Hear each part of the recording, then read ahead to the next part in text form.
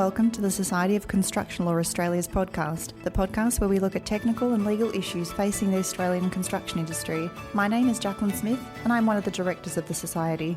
One of the industry trends often commented on at the moment is that arbitrations and mega disputes are on the rise. It will be unsurprising to our listeners to also hear that there is a simultaneous increase in the quantity of documents generated by construction projects of this magnitude. Following the first Australian decision on technology-assisted review in the Supreme Court of Victoria last December, this topic has been widely discussed in the industry. In light of this, is technology-assisted review the answer to managing costs and logistics of large volumes of documents in these disputes? I'm joined today by Craig Macaulay and Andrew Stephenson. Craig is an Executive Director at KordaMentha Forensic, and Andrew is a Construction and Arbitration Partner at Corrs Chambers Westgarth. Welcome to both Craig and Andrew.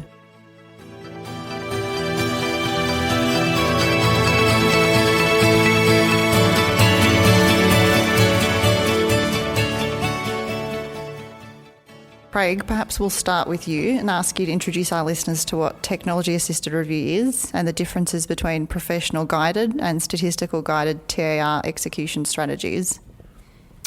Thanks, Jaclyn.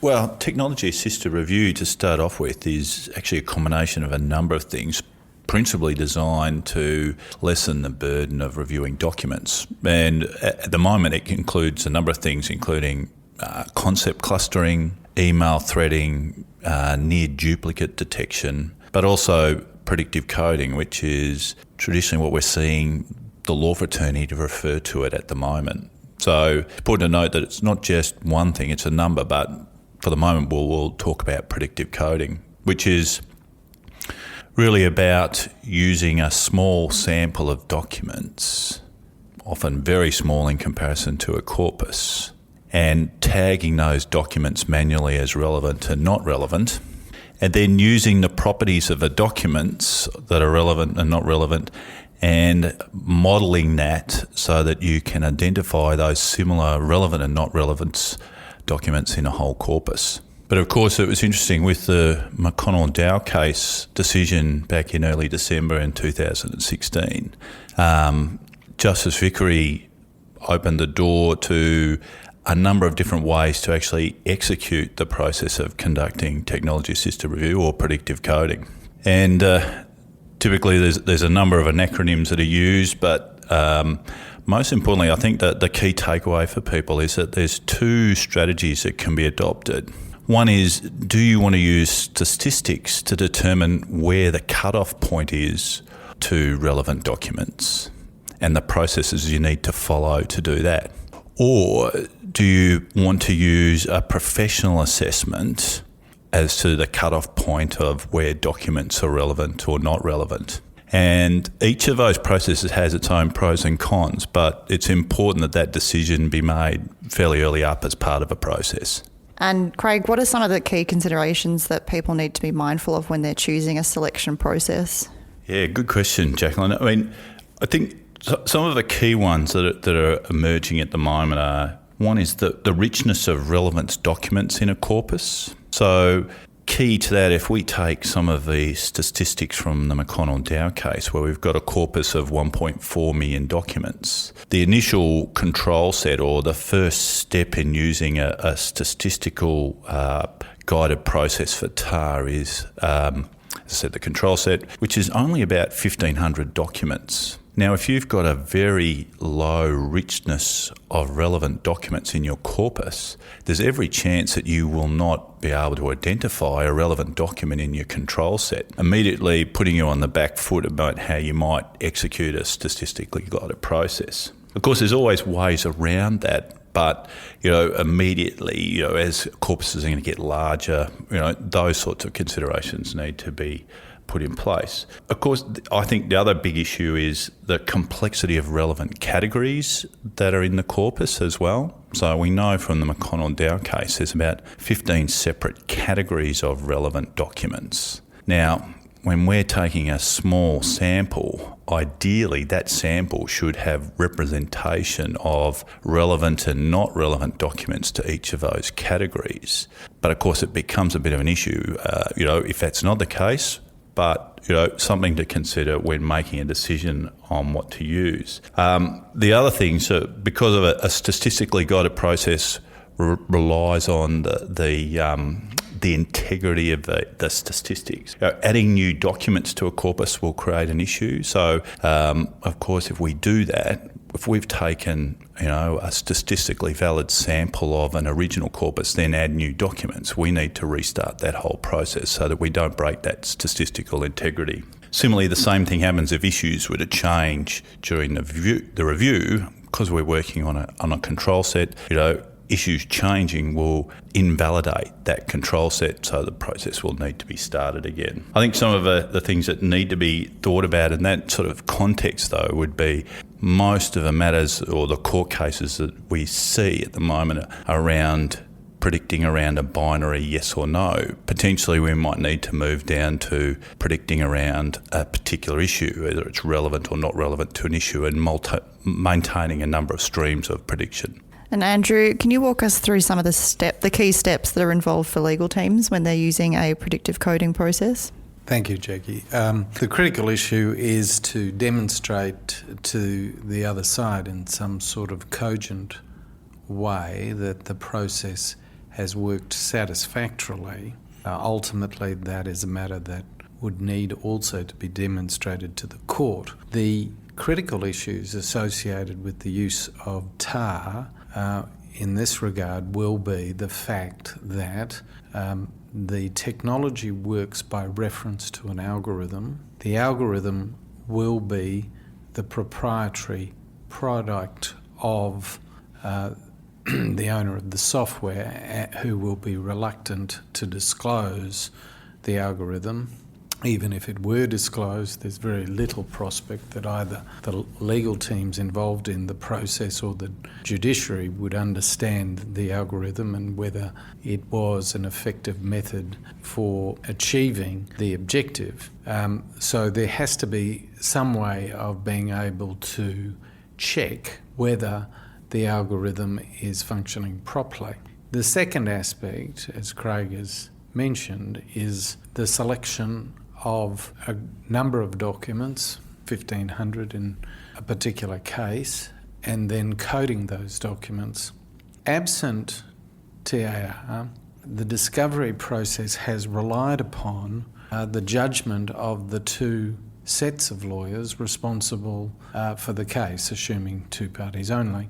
Generally, the system works on the basis of professional judgments being exercised behind closed doors, so that neither side is fully aware of the relevance criteria being used by the other. That has been an acceptable position from time immemorial in the context of discovery.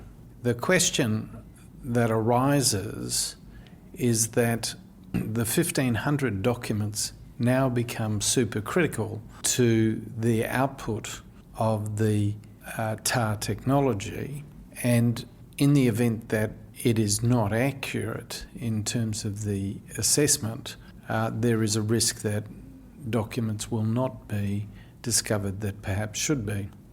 So the question that then arises is, does the introduction of this technology mean that the judgment of the respective lawyers needs to be more transparent?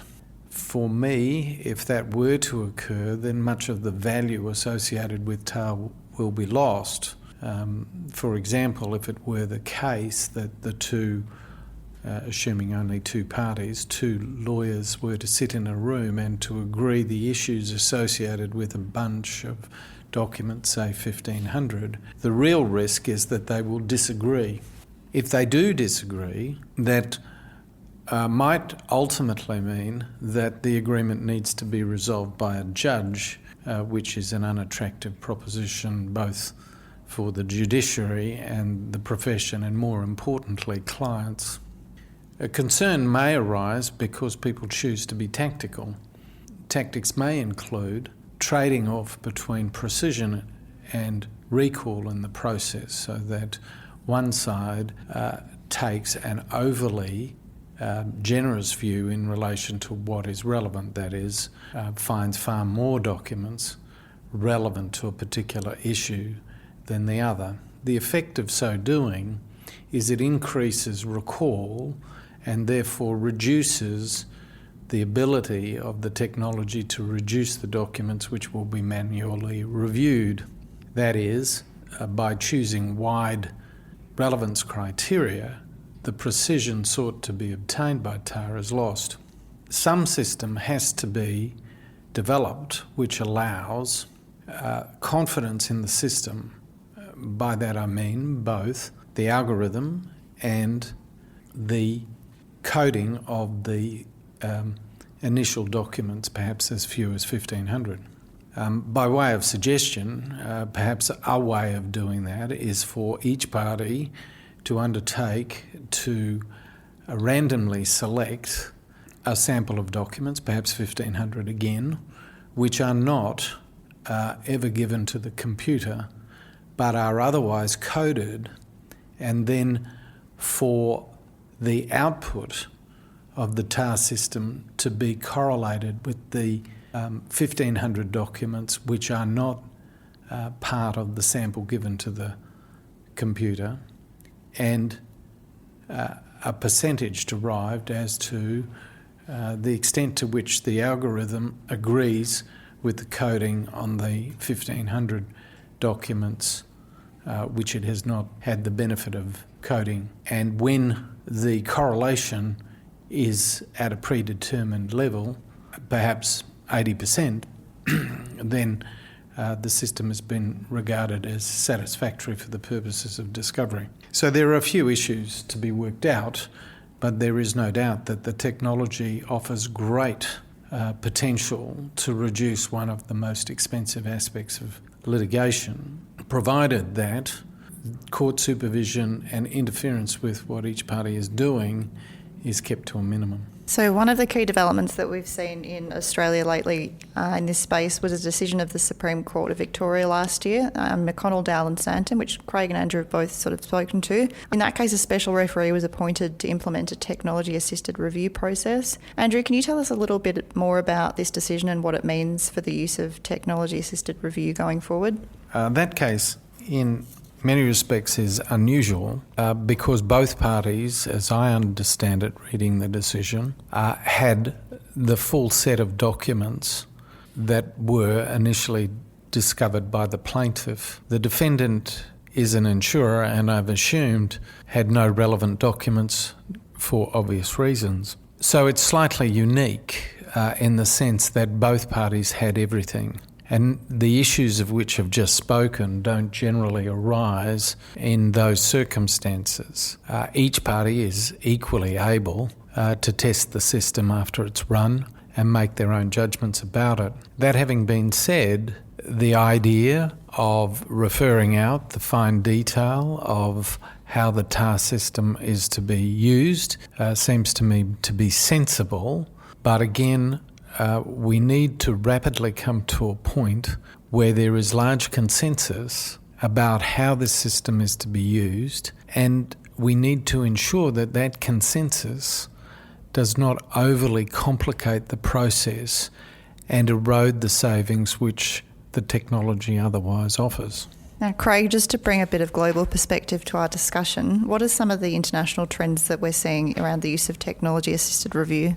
Thanks, Jaclyn. Listen, it's interesting. It's probably Victoria in particular that's probably leading the way. There probably hasn't been much more development from a global perspective, apart from many of the reported cases that probably most people are aware of. Especially from a common law point of view, we talk about the Irish Bank case and Pyro Investments. But my sense of it, especially from a technology perspective, especially comes in the McConnell Dow case. And I know we're probably going out nationally, but from a Victorian perspective, the introduction of a new practice note around it. And clearly the Supreme Court's signalled its intentions around it, because I know From a global point of view, we had the Rio Tinto case out of the US, which specifically stated that a party is the best person to decide how to process their documents or discharge their obligations, work out how to discharge their obligations around disclosure.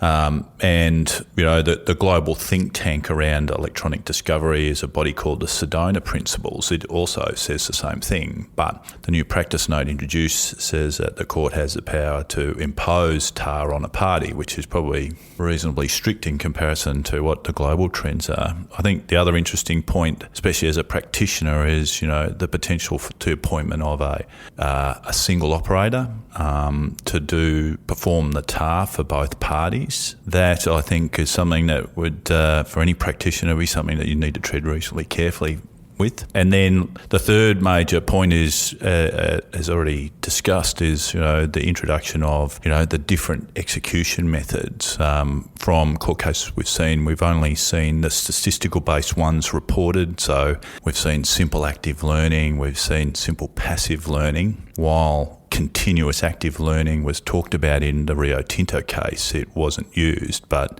the introduction of those different execution protocols is probably one of the key things as well. Thank you, Craig and Andrew, for your time today. To our listeners, be sure to subscribe to the Society of Construction Law podcast to be alerted when new episodes are available. We look forward to sharing further podcasts with you. I'm Jaclyn Smith. Thanks for joining us. This podcast is for reference purposes only. It does not constitute legal advice and should not be relied upon as such. You should always obtain legal advice about your specific circumstances.